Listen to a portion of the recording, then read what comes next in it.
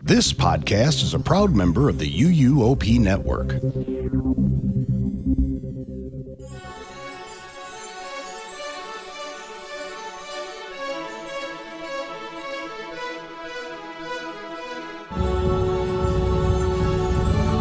This is episode 680 of the unofficial Universal Orlando podcast for September 16th, 2025.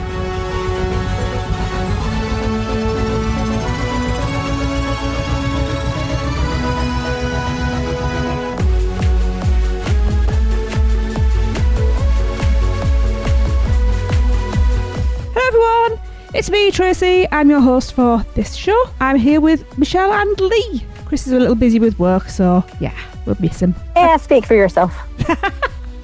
Wow. I apologise, Chris. I'll miss you. Just kidding. Michelle's bringing the sass. Wow. I gotta tease my brother from another mother. It's only because we kicked her off next week's show because we needed everyone who'd ridden Rip Ride Rocket to be on the show, and those that didn't get kicked off. Wusses need not apply. Well, nobody needs a negative Nancy on a show. I mean, we get enough flack for that as it is, so True. Best just not have me on that one. Very true. We're going to start this show with some Producers Club birthdays. There's a lot this fortnight, by the way. Oh, it's going to be a lot of cake. I'm on a diet as well. Okay, we're going to start it with September the 18th. It's Shauna Roberts' birthday. Happy birthday, Shauna! Happy birthday! Happy birthday! She's celebrating Universal on a solo trip. I absolutely approve of that plan. Amen. Yeah. And on the 20th, it's Zachary Thurston's birthday. Happy birthday, Zachary! Happy birthday! Happy birthday! On the 21st, it's Chris Haynes' birthday. Happy birthday, Chris! Happy birthday! Happy birthday! And on the 22nd, we have twins. Not literal, just birthday twins. They might be. Well, we don't know. It's Nicola Blaine's birthday. Happy birthday, Nicola! Happy birthday! Happy birthday! And it's also Krista Ferguson's birthday. Happy birthday, Krista! Happy birthday! Happy birthday! And on the 23rd of September, the last one for this little gathering of birthdays, it's the fantastic Chris Lepresto's birthday. Happy birthday, Chris! Happy birthday! Happy birthday, Chris! Whew. Yeah, that was quite a few. There's a lot of people getting jiggy at the beginning of the year, I guess. Wow! So, That's right, though. Mr. Malaby. New Year's celebrations bled over into babies in September. just getting jiggy. Oh, goodness. Not It's jiggly. true, though, isn't it? Not If you getting go jiggly. 9 months That'd be fun, back, yeah. that takes you Yeah, to we all know the around maths. New Year. Yes. And Lee always has Men in Black on his mind. Wow. Goodness. Right, well, I beat Lee up for that. We've got Little Things with Seth. Hey, this is Seth Kuberski, co-author of The Unofficial Guides, back with a look at all the little things new around the Universal Orlando Resort for the first half of September 2025. First thing I noticed on my latest trips into Universal Orlando is that some large character posters have been added to the Kirkman Road entrance above those big Universal letters. Definitely makes the entrance much more eye-catching, and similar character banners have been added in City Walk. The next thing I noticed is some crazy low crowds at the resort.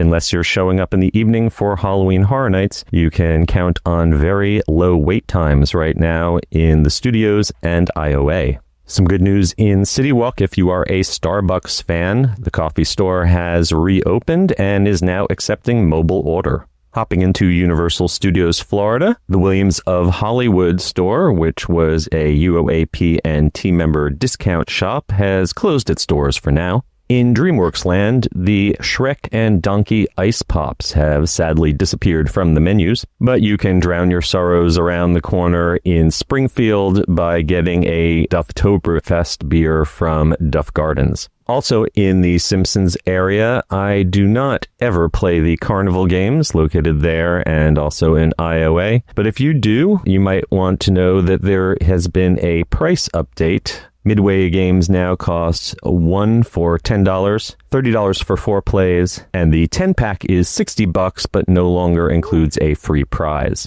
Crossing over that recently completed bridge from World Expo over to the London waterfront, I stopped into Diagon Alley and noticed that there are chains across the bottom of the stairs to nowhere, so you can no longer sit halfway up the stairs and drink your butterbeer. And next door in San Francisco, I confirmed that mobile order really is dead at Richter's. It does not look like it's coming back anytime soon. And San Francisco is also a great place to start our Halloween Horror Nights coverage because I found that Lombard's is the first location to open up distributing wristbands for Stay and Scream and is also the quickest. I was in and out in just a few seconds. If you are doing the Stay and Scream, I highly recommend heading over to the entrances to the sound stages at least a half hour before they open the queues at 4 o'clock. If you want to be among the first in line for Terrifier or Five Nights at Freddy's. I picked Freddy's, and I think it was a good choice because the wait time was posted at 3 hours for most of the evening,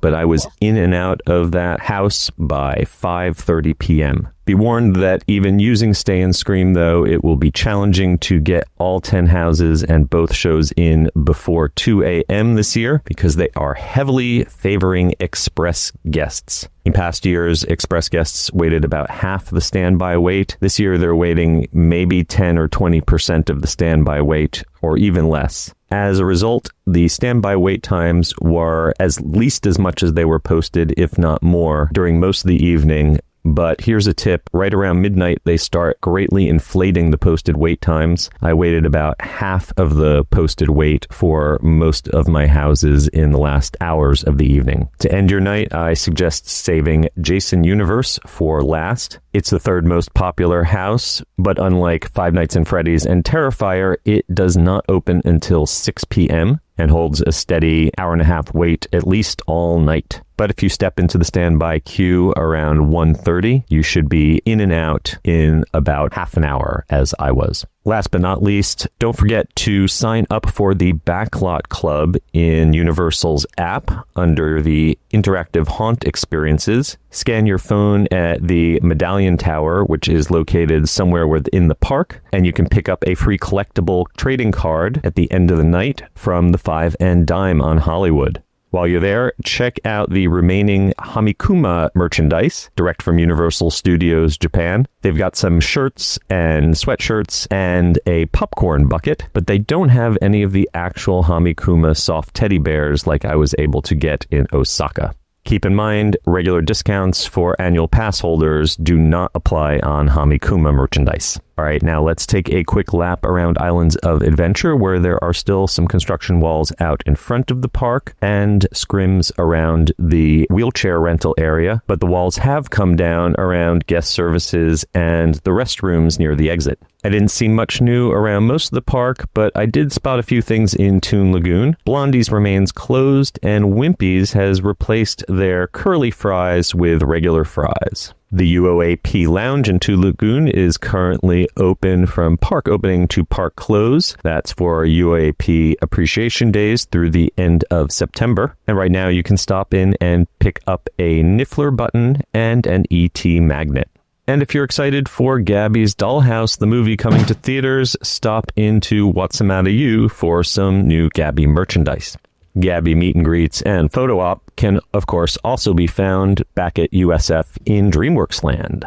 I popped my head into Volcano Bay, which is currently holding after-hours Volcano Bay Nights hard ticket events every Friday evening this month and next, and noticed some menu changes. All the sushi rolls have disappeared from the menus, which was a signature item when the park first opened. But they have added some soba noodle salads and a vegan island macaroni salad. And finally, I was recently invited on a Halloween hotel bar crawl around the Lowe's resorts. Stopped in at Cabana Bay's Swizzle Lounge, which is themed to Little Boo, as well as the Thirsty Fish, which is inspired by Dead Man's Wharf, and the Velvet Bar at Hard Rock Hotel, which has become the Night of the Living Shred. If you want to check out these bars and their special seasonal cocktails, keep in mind that if you spend $40, you can get free self-parking or discounted valet for $5 to $10 with your validation. All right, that's going to wrap it up for this time. As always, you can find me at theunofficialguides.com, where you can pre-order copies of the Unofficial Guide to Universal Orlando 2026, coming very soon. And until next time, I am Seth Kaburski, keeping an eye on all those little things for you. I wish I'd drank more. I wish I could drink more. I also feel like I'm missing out. Build your tolerance up, man. I don't think that's Dude, the I wish case. I drank more. I just got off of a cruise with Virgin Cruise Lines, and with my package came a $350 bar tab. You want to know how much of it for two of us to share? You know how much of it we had left over after five nights? 300. We had $250 left over. Goodness. Wow. Yes. We are all very much lightweights. Yeah. I mean, I must admit, I'm kind of like 2 drinks, and I don't like that's the thing though. I don't like getting drunk. So I have like 2 drinks. I'll get nicely buzzed, and then that's it. I can't even get that. That's the problem. It's very specific drinks that will get me a buzz on. The last time I had a drink at Universal was on our last RIP tour, and Chris was like, I want to have a drink with you. And I'm like, all right then, but be warned, I will be ill tomorrow. It's like, really? I was like, okay. And we were up in the Fallon bar, and the only thing that I would remotely even stomach was these little cans of hard apple cider. It was horrible. Like, I like cider, but not apple cider. It was foul.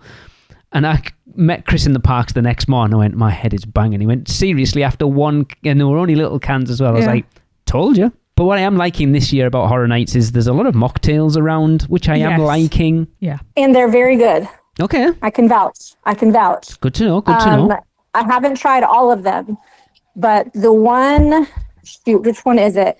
I have to look up the name of it, but there's one over in like the New York Gramercy Park area. It's so damn good. Okay. It's really damn good. Yeah. There's quite a few of them. I like it. It's funny. It's funny that when we came out in 2022 with the kids, we had Finn with us, who doesn't drink. Obviously, at that point, was mulled wine at Christmas, and they're like a fish. Was a minor as well, so couldn't have drank anyway. They went down the mines. Shut up. And there was nothing at Horror Nights, like signature, that wasn't alcoholic. And then since then, they're doing a ton.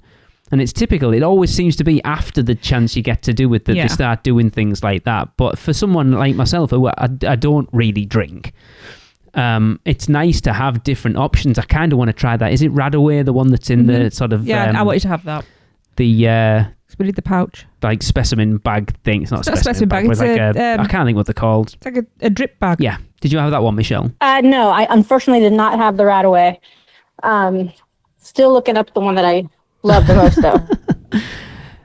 Yeah, we're going to miss out on that Niffler button and the ET magnet, but I think they're doing, so Passhold Appreciation Days, they're doing new ones throughout October. Yeah. And I showed you, didn't I? Yes. It's like a flower, but the flower like skulls. I am all over that. What we need to find is someone who's like, we've got another couple who aren't going to be getting there in October, or don't mind doing a swap, because we'll get 2. Yeah. And if they get 2, and we could do a swap. You know. I'm disappointed the Chunky Donkey is no more. What? That's crazy. The Chunky Donkey. So the 2 Shrek and Donkey Ice Pop things that are in DreamWorks Land, that was apparently, like when they first came out, there were... people were complaining that they were a pain in the ass to either get out of the thing or eat or whatever, and one of them was the really chocolate ugly, one. It was called melt a bit. Chunky Donkey.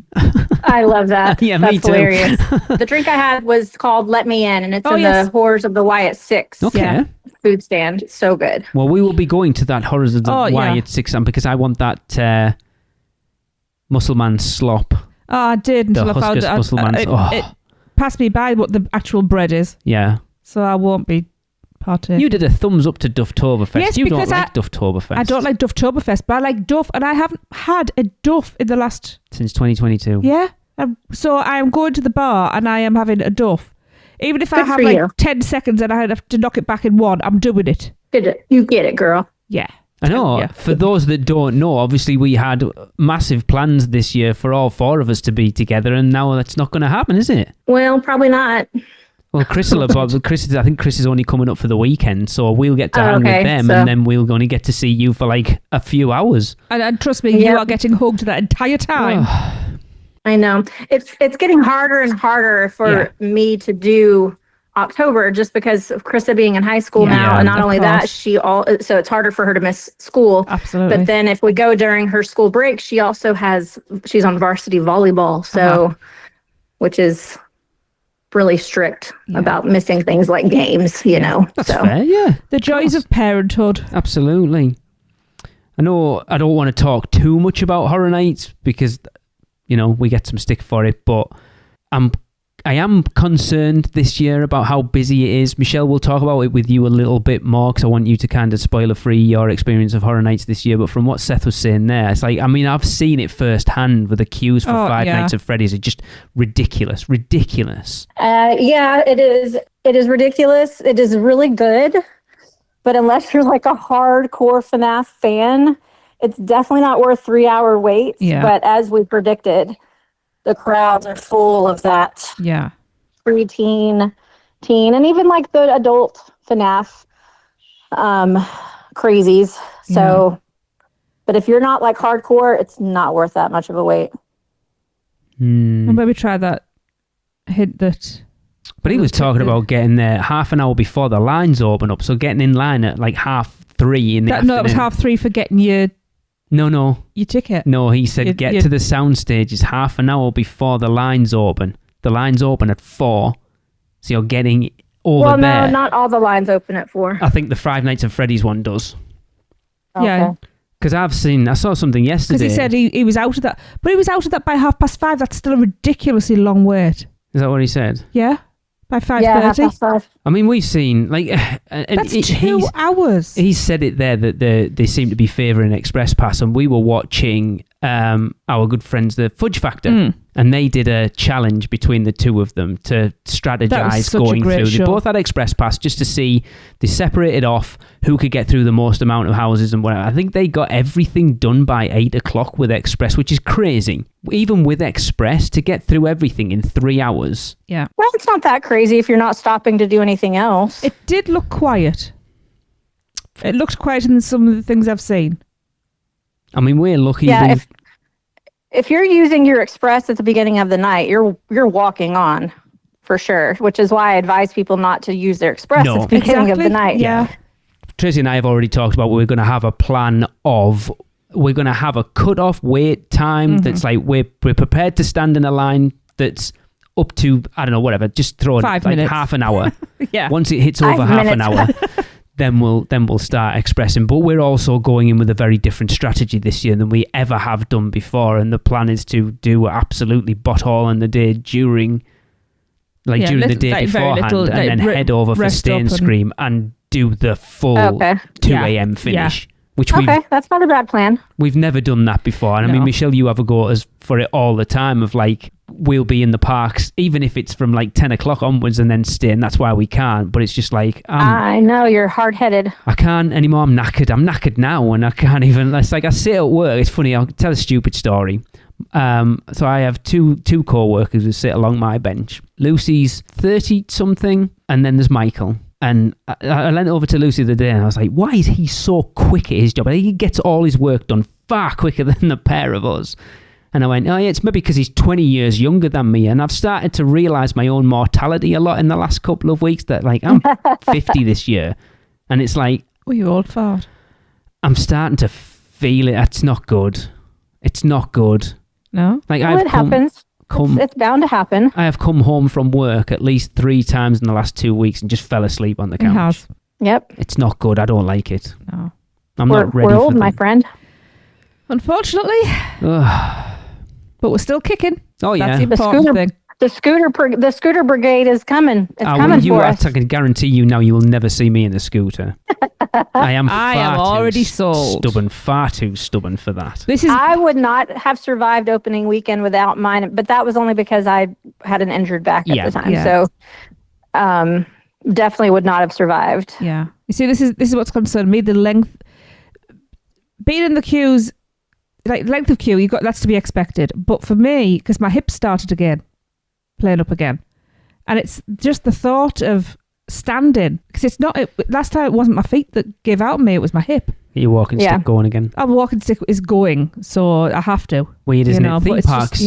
You forget, don't you? Theme parks are a hard they're a hard thing, and Oh, the they older are. you get, they're not easy.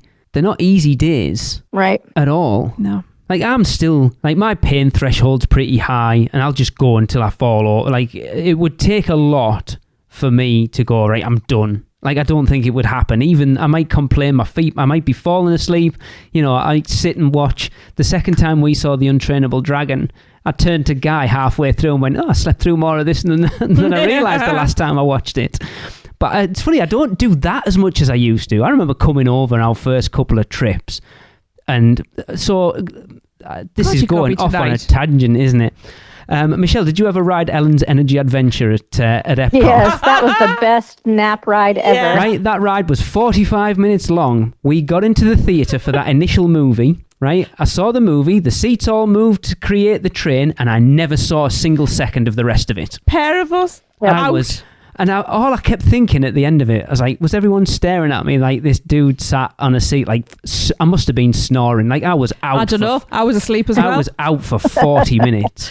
We went to the Carousel of Progress with a friend of ours, Jonathan Hopkins, and me and the pair of us were out for most of it. I was killing myself. I don't laughing, do that but you anymore. were both snoring. It was hilarious. Yeah, I don't seem to fall asleep. Like the last time we did T2 3D, I slept through it because that seat drop at the end, That's like what the thing woke to you up. wake people up. It's like, oh, there we go, it's the end. Yeah. Yeah.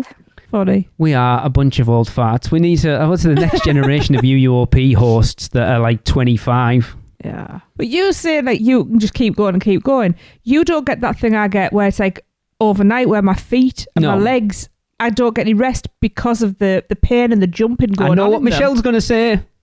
Yeah, but That's you're why too you gotta tight. have your leg massager. They're too tight to buy them. We haven't got any money at the moment, so we certainly can't You afford wake to up buy a them. new person. You need to wrap your feet. In Like you did cold last wet time. towels, I do. Anyway, this isn't the old farts podcast. This isn't the This isn't the. Let me get this right. It would be UOAP, isn't it? See, Yes. For you, UUOP. the unofficial old age pensioners podcast. UOP. It would be UOAP. Geriatric, the geriatric version. Oh my god, it's just it's not good. And Horror Nights is that thing.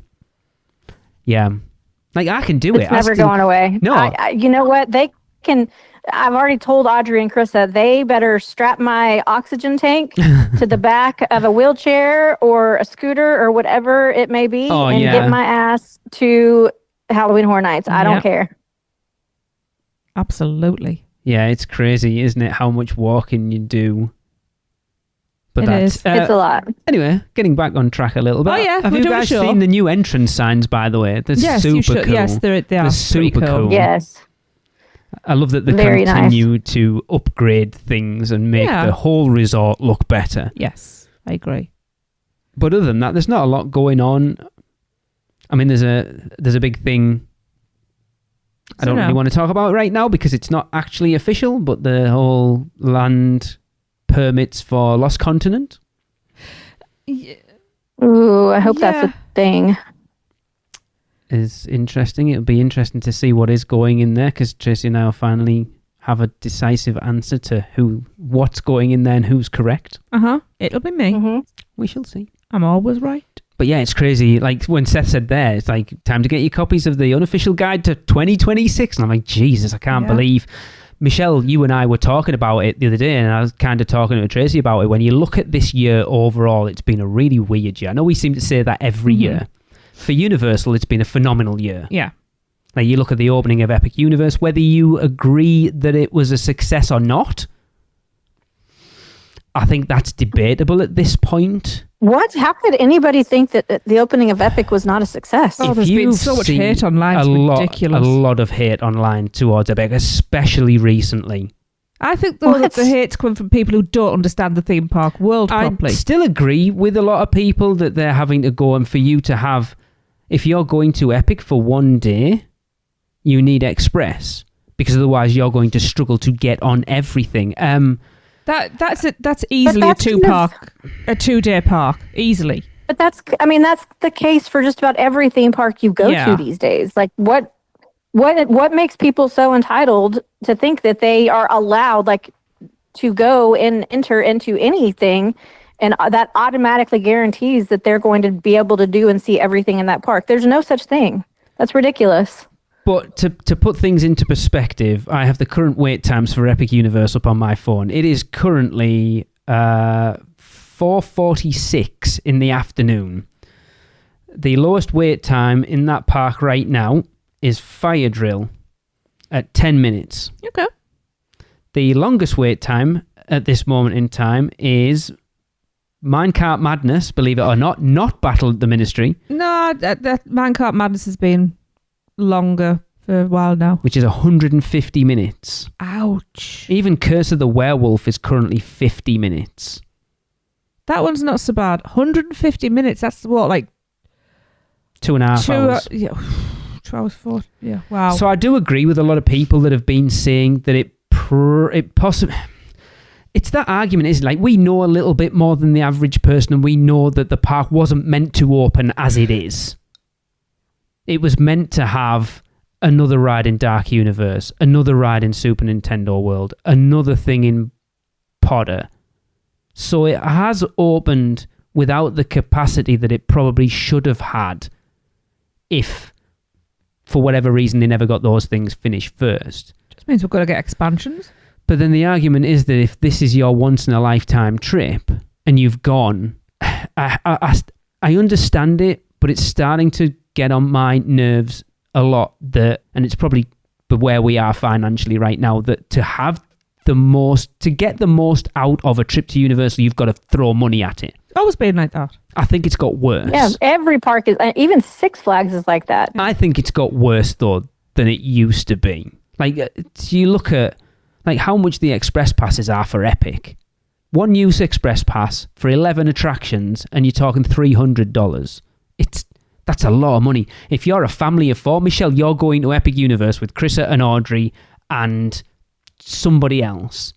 That's $1,200 in express passes for 11. Well, but this was me. I mean, I've always been a family of 4 going to the theme parks, whether that be Disney or Disneyland or wherever. And I am wise enough to temper my expectations. Yeah. And know, okay, and even to this day, I'm like, all right, guys, this is a Surfside trip. This is not a Portofino Bay trip, which means we don't have express passes. So what is everybody's like must-do things? And it's a different experience than what we do when we have express passes. And we just have to kind of, as a family, understand that going into the trip. And if that is important for you, is to see everything and this be a once-in-a-lifetime thing, then you need to either A, do your research and go during a time when it's not busy, so go during the off-season, or B, wait a little bit longer, save a little bit longer, and buy those express passes. I mean, that's just life these days. Yeah. I don't think that's Universal's fault. No. When we first went in 2004, it was military. We said it was military precision planning. And it was the first few trips. That's exactly what it was like. There were the days we were getting up at 6:30 in the morning on holiday and like not coming back to the hotel till like when we were 11 young, you o'clock. mean? Yeah, it's crazy. Yeah. Yeah. But yeah, so it's not a new thing having to prioritize things, because we did then. We've also been very spoiled as well, which is it's a privilege and a curse that we got to go there for those 3 days, the 2 media event plus opening day, with nobody in it. And it does worry me what that park specifically is going to look like when we get annual passes, probably the beginning of next year. So beginning of 2026, we know they're already starting to do 14-day tickets from the UK. Yes. So you buy your 2-week ticket, come over, you can go to Epic Universe for all 14 days of those days, which tells me more than likely that add-on's going to happen for express passes. And when people can just go, it worries me how bad that park's going to be. And don't get me wrong, I feel like I'm not shitting on Epic because I adore Epic Universe. I absolutely adore that park. Does it have shortcomings? Absolutely. All parks do. They all have pluses and minuses. That's the nature of it. Capacity is a big issue. Still, there's a lot of the rides are going down for maintenance and stuff a lot, which is I still find weird in this day and age, especially considering a few of them exist elsewhere, and I don't understand why that's an issue. But then also 80% of the year it pours down at some point in Florida, and 90% of the rides go down. That's a big is it undersight? Is that the word I'm looking for? Oversight. There you go, not an undersight. It's.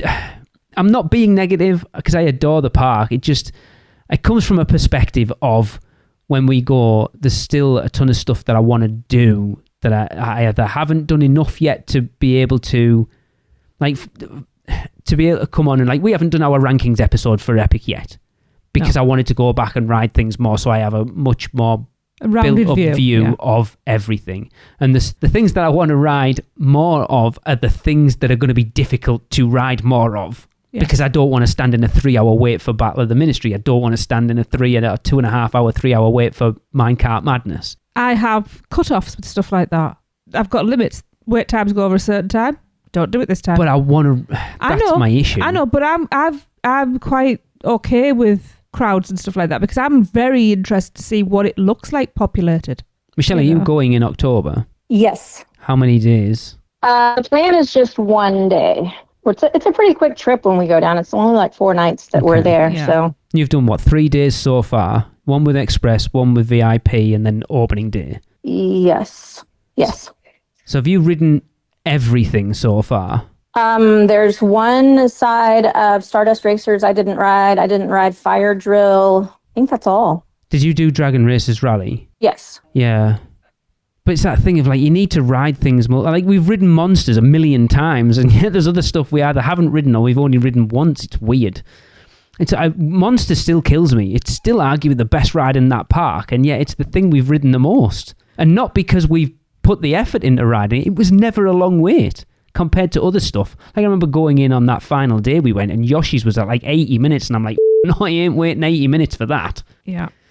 So strange. Like I say, I'm sure people probably feel like I'm crapping it, and I'm not, because I adore that park and I can't wait to get back into it. It comes from a perspective of being spoiled, but also wanting to ride everything as much as I possibly can when we go next time, but also experience the park as much as I can. And I know that's it's a me problem. Well, yeah.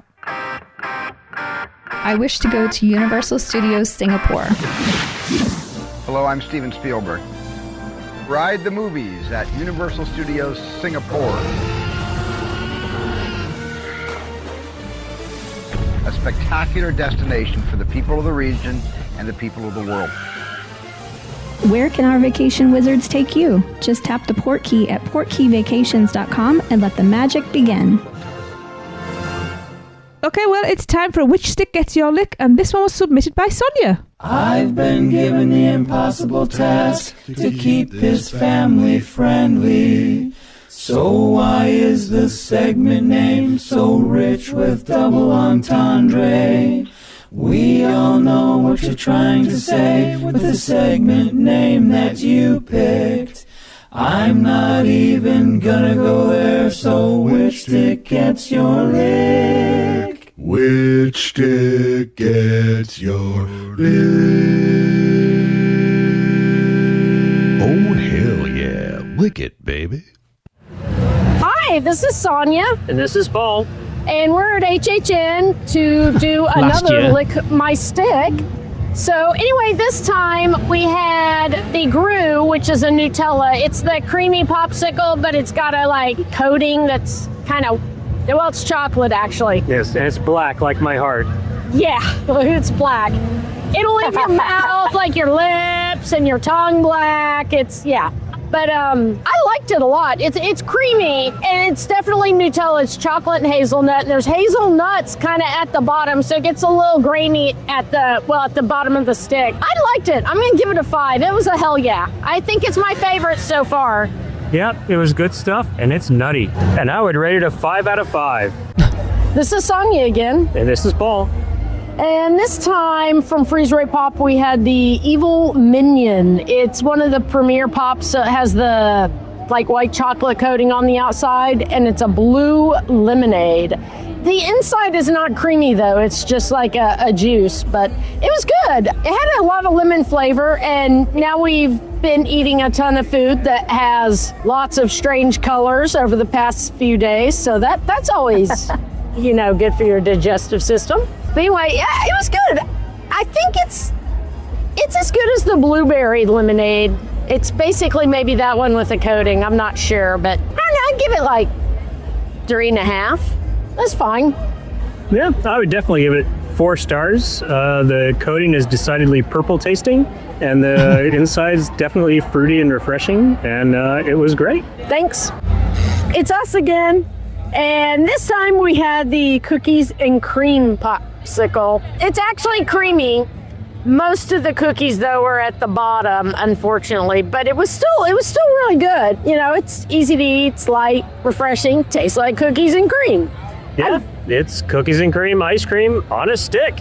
Yeah, I'd give it a 3. It's fine. It's 3. It's fine. It's good. It's ice cream. Does not disappoint. Nothing special. Thanks. This is Sonia. This is Paul. And this is our last night. We're having to head back a little bit early due to possible pet issues. So we only got to try one more popsicle. There's 2 we're missing, strawberry and cheesecake. Tonight we had lemon mint, and that's the 3rd lemon variety I've had. I think they have too many lemon. I mean, it was good. It wasn't excellent. I give it like a 3.5 or 4, maybe a 4, but I think it needed to be lime and mint. They need a minionito, so. Yeah, so this is powerfully lemony, which is great, but for me it was just a 3. I'll try and summarize, since I've had almost all of them, I'll try and summarize later what I thought was my top favorites. Bye. We got so busy and left this behind, where life just got so busy. Anyway, so this is Sonia again. So we have tried all but the strawberry and the cheesecake. And I'm going to sum up so far. Hopefully next month we'll be able to try the rest. I think my favorite is the Guru. I know a lot of people may not like it because it's chocolate, but of the regular kind of traditional popsicles, I think I like the blueberry lemon the most. So that's it for now. Sorry for the delay. Thanks. Bye. See ya. I love their energy. Oh my God. I disagree that you can never have too much lemon, by the way. Like lemon ice cream, lemon popsicles, like you can't beat. It's just so refreshing. So I really want to try the lemon mint when we're over next time. Because apparently there's not a lot of mint in it and it's very lemony. Okay, I'll let you do that, Mavalik. So that was HHN last year because she hasn't been this year. Oh, she's going very soon. So I think she only sent us that recently though, so I haven't been holding on to it forever. Yeah. I think that's kind of what she was saying at the end, that life got in the way and she left it there. So I think she's only sent it to us in the last few months. Yeah. Okay. All right. Well, Sonia, you got to try the others soon when you get there. I wonder how many other people can claim that they've tried them all. Probably more than you think. Probably. Especially AP holders. Yeah. Okay, so we would love to hear you on the podcast. So to be part of this segment, all you have to do is head over to Freezer Ray Pops in Minion Land at Universal Studios Florida and sample as many of the popsicles as you can stomach or afford. True.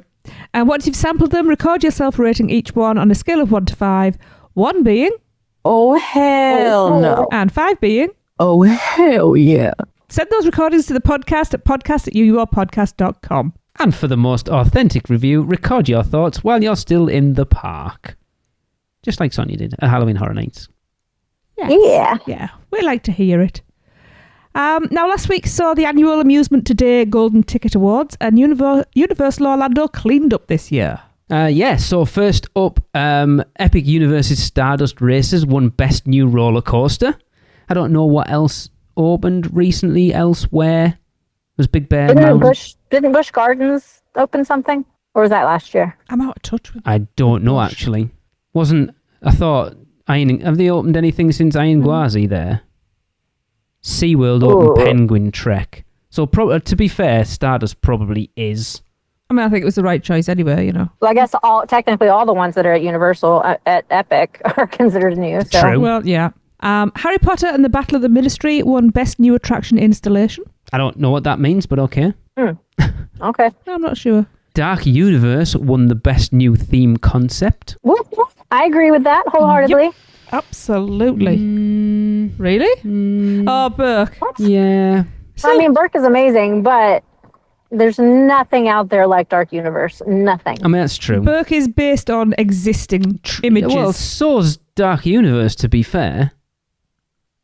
I mean, kind of. It's but, from that, but not as much classic monster realm. But everything that's in there is completely newly invented. Yeah. And staying in that realm, Monsters Unchained: The Frankenstein Experiment won Best Dark Ride. Hell yeah. Yes. Yeah. I mean, I assume we class Battle of the Ministry as a dark ride. You're in the dark. Yeah. So I'm happy that Monsters beat that out. Mm-hmm. And yeah. If I ride nothing else other than Dark Universe when I go on this next trip, I will be fine. Yeah. Yeah. I do want to ride Mario Kart more. Oh yeah, that's so much fun. And then finally, this one kind of blew my mind a little bit. So Volcano Bay won Best Water Park, which is fine. Yeah. Okay, it's a cool water park. But it unseated the previous winner, which was Schlitterbahn, that held the award for 26 consecutive years. What? So what's happened there that they've lost it? Because that's what it is, because Volcano Bay haven't added anything. No. Volcano Bay is the exact same park it was when it opened, minus Tapu Tapu a little bit. It's a little... They haven't added anything in. So what's happened to Schlitterbahn for it to suddenly drop down below Volcano Bay? Where is Schlitterbahn? It's in America, believe it or not. What? Yes. I thought it was German. No, but it wasn't. Are these American awards? It is in Texas. Oh. Interesting. Yes, you would think with a name like that sounds, yeah. It's not. It's in Texas. Okay. Well, they must be doing something, like renovating or something. You would think that's it's weird. strange, isn't it, for a water park that's won it 26 years in a row to suddenly get ousted by Volcano Bay that hasn't done anything to that park in 10 years. Has it just been very, very, very hot in Texas and all the water evaporated? Maybe. Quite possible. That's good. It's nice to see Universal getting the accolades I believe they deserve. For sure. But I think sad that Epic Universe didn't win Best Theme Park. But again, Europa Park won Best Theme Park again this year. And I am so desperate to get to Europa Park. Our friends Liam's... Where's that? Is it in Germany? Is that the one in Rust? Yeah. Germany. Lee and Sarah, friends of ours, are there as we record this. Yes, I'm so desperate to get on. It looks amazing. And what makes Europa Park so amazing that it beats out Universal? So it's the theming wise is like on a level of Disney and Universal, but with proper world class courses and attractions in there as well. And the reason we haven't been, we talked about it on a recent episode of it's not easy to get to Universal Great Britain podcast with Dawn and Guy. The reason we haven't been is because it's not easy to get. You can't just get like a plane there. It's like a whole trek and stuff. Yeah. But it is somewhere that's on our bucket list 100%. Yeah. It even has its own spaceship Earth. Mm-hmm. It has a geodesic dome in a sphere in there. It does. But it looks amazing. I'm so desperate to go. It's quite cheap actually. It's just getting the hotels aren't cheap because I looked it up for last year. But I would love to go. It's interesting again though, isn't it, for the best theme park to not be a Disney or a Universal park. And I don't know whether these Amusement Today awards, well no, it can't be. I was going to say it's got to be worldwide. So it shows you how good that park must be then that Tokyo Disney Sea didn't win. Because everyone heralds Tokyo Disney Sea as like amazing. They do. Theme parks, so little time. What? So many parks, so little time. Oh yeah, not enough money. I think that's the biggest thing. I can make the time. It's just I can't make the money. That's just quit and talk. You just haven't tried hard enough. You try hard enough. You can't make the time because you're too busy having to make the money. Oh, I mean, that's probably true, to be fair. Yeah. Yeah. Okay. UUOP is brought to you by the Producers Club. Join today and get bonus episodes, the chance to be a guest host, birthday shoutouts on air, be part of our awesome Facebook community, and more. Head over to uuop.supercast.com to subscribe. Shameless plug. Okay, to wrap up, it's over to Michelle to talk spoiler-free about this year's Halloween Horror Nights and Premium Scream. Oh, spoiler-free. Let's go Premium Scream first, Michelle, all right? So we had Amy on. We had Amy on 2 weeks ago. She went to Premium Scream. I think I told you this when we were talking off air the other week. that she went because of your experience last year, and we've obviously seen the fallout from Premium Scream this year. It was, as I said to you when you went last year, it will never be like that again. And it certainly wasn't. So she said her expectations were managed because she didn't have a preconceived idea of what it was because she didn't go last year. So for someone who went last year and saw how good it was to now going this year, what's your take on it? Okay, so disclaimer, I knew it wasn't going to be as good as it was last year. However, I didn't think it was going to be as bad as it was this year. Okay. So I knew that they were going to sell out tickets. I didn't know that they were going to continue selling tickets at the gate. See, that's crappy. Yeah, that was weird. Like that's really greedy. There's no way. So according to some insider people last year, they only sold about half the tickets that they had allotted for Premium Scream. That was last year. There's no way this was only 50% more than last year. There's no way. It was way more. So they completely oversold it this year. Had they capped it at their original allotment, would it have been fine? I don't know. But regardless, it was way oversold. Yeah, I wonder how many people bought tickets day of. I don't know, but it was not cool. No. Lines for the houses, lines for the food, lines for the everything. It was just, it was not as I mean, it wasn't as crowded as it would have been on a normal HHN night. Yeah. But when you've paid $400 almost, with taxes included, for a premium experience, you don't expect for any of the houses to be an hour-long wait. Wow. I mean, that was just that was just ridiculous. Yeah. We did 6 houses. We couldn't even get all 10 houses in. I mean, that's shocking. Like, you can spend $200 on Express Pass on a normal night and get through that. So it was definitely oversold, but still a good night. You know, we still had a good attitude. I'm still not like salty that I went or anything like that. Would I do it again? No, not unless they promise that they've made some kind of changes. Interesting. So. And it's funny, again, we've just watched Tim Tracker's video from Volcano Bay Nights this year. He went, I think, the opening night of the fall version of Volcano Bay Nights, and we talked about it last year it was that thing of the first night of Volcano Bay Nights last year was dead, and then Gillian went the second night and it was rammed. She said it was busier than a normal day, and yet this one, Tim Tracker went to, dead. There was nobody there. It will be interesting to see the subsequent events. I think people like Premium Scream next year is going to be really interesting because because are they gonna did they sour people on it exactly like they did me? Yeah, it's going to be really interesting because I think, like I said, that first year they did it, people were unsure, and that's why it was as quiet as it was, because people didn't trust them. I don't trust you to do a quiet event. The same as they did with the opening of Epic Universe. Everyone expected it to be a mess, so they didn't go. And I think that was the same with Premium Scream last year. So everyone that went had the best experience ever. Yeah. And everyone who didn't go last year, plus everyone else that went last year, has all gone this year. Yeah. And then the problem is now, hearing the fallout from it, what do you do as Universal to entice people back next year? Because everyone who went this year probably, or at least would be tentative about wanting to go again next year, because I don't want the same experience that I had this year. So well, I know that there were a lot of complaints because guest services had already had a procedure for handling complaints revolving around Premium Scream this year. So hopefully there was enough voices heard that they are able to make some kind of changes next year and just get it right. And again, it would have been fine. They oversold it. Yep. They just got greedy. Yep.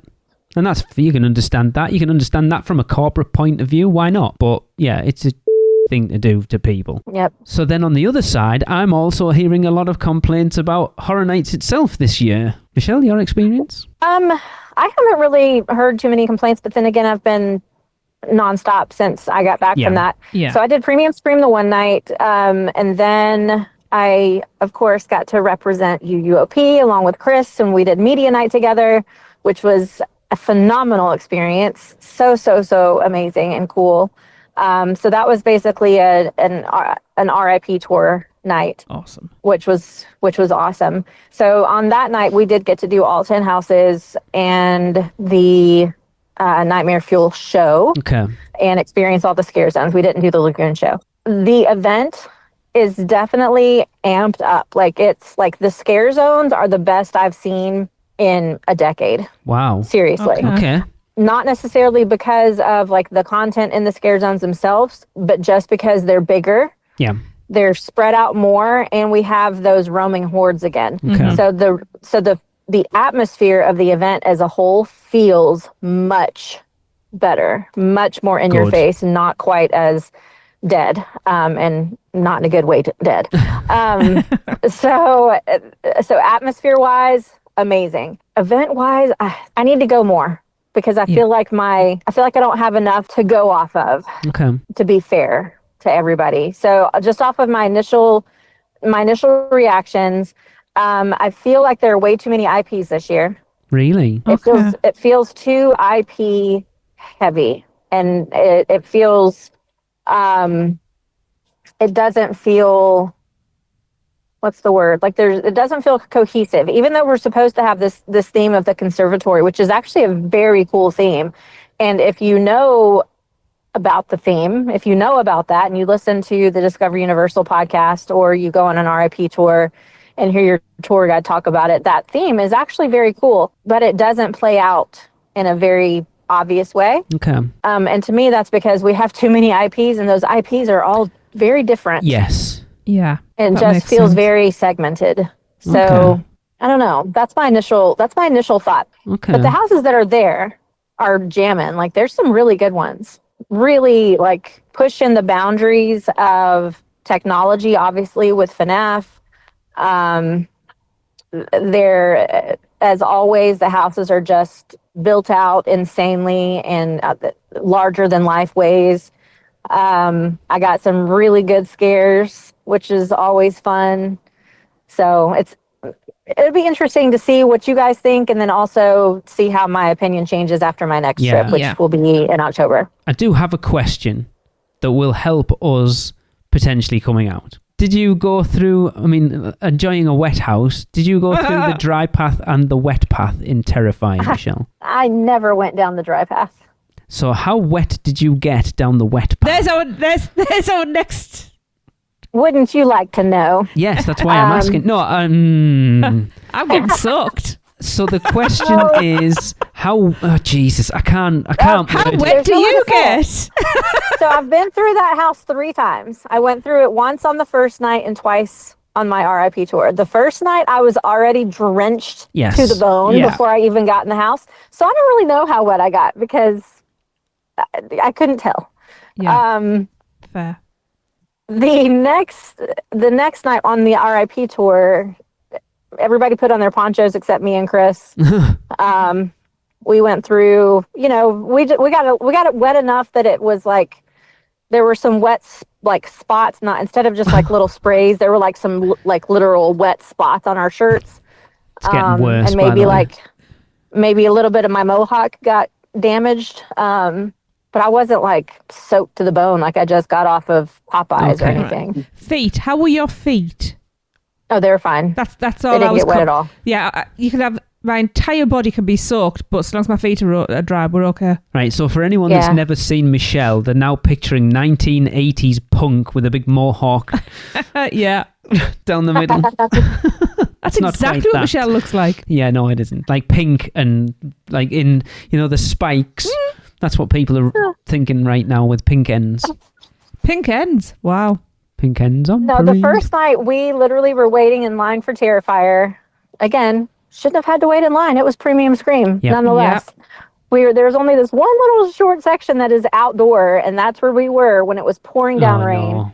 No. And by the time we got inside undercover, we were just like, everything was wet. Everything. It was like we had jumped into a swimming pool. I'm hearing they've been giving out certificates and clown noses to the first people through that house on a night. Aww. New goal unlocked. That's amazing. But I don't know how I would early love you'd have to that. get there to be able to be the first people in line for that house. 9 o'clock in the morning. Well, you wouldn't be able to. Why? Because you wouldn't. I know where the entrance is. I can just loiter. Well, you can't, because you've got to go and get your wristband at some point, so you've got to leave to go and get your wristband. Let me say, I love that house so much. I love it so much. There are so many Art the Clowns, first of all, and I just want to hug and kiss every single one of them. God, I love They're Art. like all of your favorite iterations of him are in there, Awesome. and it's a very long house. It feels like you're in there forever. We finished, so just for Horror Nights, not counting views that we've watched it just to watch Terrifier, we completed our 3rd viewing of all 3 of them on Saturday night. It's just like, what shall we They're watch? great. Just stick Terrifier on. They're so good. Yeah, I am They're so good. obsessed with it. So And obsessed. the house is just the same. Tracy, the house is exactly what you want it to be. It's gory. It's gross. There's some of the most disgusting smells I've ever smelled in a house in my life. Really? And I live But with at the Lee. same time, you're laughing your freaking head off. Can't wait. Oh, I am. Yeah, I need my headband. Cool. It's great. I'm so excited. I'm so excited. And we do have Express for one night, so Yeah. at least we'll get through everything at least once that Yeah. night. So I am. Yeah. Thank you, Universal, by the way. Yes. I will There put are that a few out there. surprises too. There's a couple of surprise houses that for me was not what I was expecting at Okay. all. Yeah. Like in a good way. There's always a couple of where you're like, darn it, you missed the mark. Like I had it built up Yeah. in my head more than what it was. But it's a good year. It really is. I just wish they would have leaned heavier on their originals Yeah. because their original concepts were so good. Yeah, we know how well they can do it. Yeah, but they put way too much money into their IPs. Yeah. Guys, like trust your creative department. We want Stop more things leaning like so Dead Man's heavily on Wharf. these IPs. Yeah. It's not that though, is it? It's all about marketing, and it's easy to market something it's easy to market Fallout than it is to market LRT. I'll be quite honest, I don't think they need to do much marketing. Probably people not. know. No, but from the bean counters perspective, they expect to make more money each year, and that's just how it is. They just need to have it year round. Yeah, but 5 different big time, like, I don't know. It just was weird. Yeah. Yeah. Cool. Well, could talk about that all night, but we don't have all night. Oh, I know. Thank you for that though, Michelle. That was really good. I really enjoyed Yeah, we've listening managed to you and stay spoiler free so far. So that was a pretty good job at staying Yeah. spoiler free. good. Yay. It's hard to stay I know. spoiler-free after I you've can't wait been. to go so we can actually discuss it properly. Yes. Yes. Right, I'm going to do the last batch of Producers Club birthdays. We're going to start this lot on September the 25th, where it's Aisling Leahy's birthday. Leahy? Please let me know how to say your name, Aisling. she's Irish, I know that much. It's Aisling's birthday. Happy birthday, Aisling! Happy birthday! Birthday. And on the 26th, we have birthday twins again. We will start with Jenna Vutsina's birthday. Happy birthday, Jenna! Happy birthday! Happy birthday. And it's also Sherry Nash's birthday that day. Happy birthday, Sherry! Happy birthday! Happy birthday. Little Chris is echo. joining in the background. I'm forgetting Chris in the car, yeah. And on the 27th, it's Michael Cardello's birthday. Happy birthday, Michael! Happy birthday! Happy birthday. That's the cutest thing. Chris's voice is getting very, very high pitched, isn't it? Very excited, that's why. And on the 28th, we have more. We're going to finish off with birthday twins again. The lovely Claire Goodwin's birthday. Happy birthday, Claire! Happy birthday, Claire! Happy birthday, Claire. Happy birthday. Wow. Wow.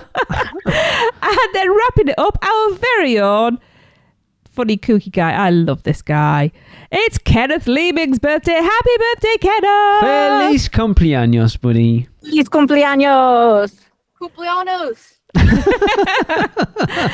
Happy birthday, everybody. I hope you get lots of presents, lots of hugs, and, well, maybe a lot of cake as well. I would like some cake. We haven't got any cake. No, no. No. Okay, well, that's going to wrap up the podcast. Don't forget, we want you to rate the Freeze Ray Pops and send in your recordings, as well as sending us your How Bad is Fast and Furious Supercharged jokes. And as it's that time of the year, after you've been to Halloween Horror Nights, please send us your house rankings from 10 to 1 for our listener rankings for HHN 34. And you can send all of that to us at podcast@uuopodcast.com. See you next week. That's the end of another Stella episode of UUOP. Use the Flu Network to give you access to us on Facebook, Instagram, X, YouTube, TikTok, and Pinterest. Just search UUO Podcast. And check out our blog at uuopodcast.com for everything else. Send your owls to us at podcast@uuopodcast.com. And if you want to join the Producers Club, jump down the warp pipe at uuop.supercast.com. It's alive on Apple Podcasts, Spotify, and everywhere else that podcasts are found. So please subscribe, rate, and review wherever you can. Dragons aren't the only way to get around. Email Michelle at portkeyvacations.com. She can take care of all aspects of your next Universal Orlando vacation. Listen to them, Children of the Night, the children of the UUOP network. Rush of Fear, Halloween Horror Nights podcast, the theme park duo for all your West Coast news and info, the Taste of Universal, Universal Orlando food podcast, and the Portkey Passport, an adult-centric Disney podcast. Make sure to subscribe and come back next week because in the end, it turns out all we needed was a little more of this.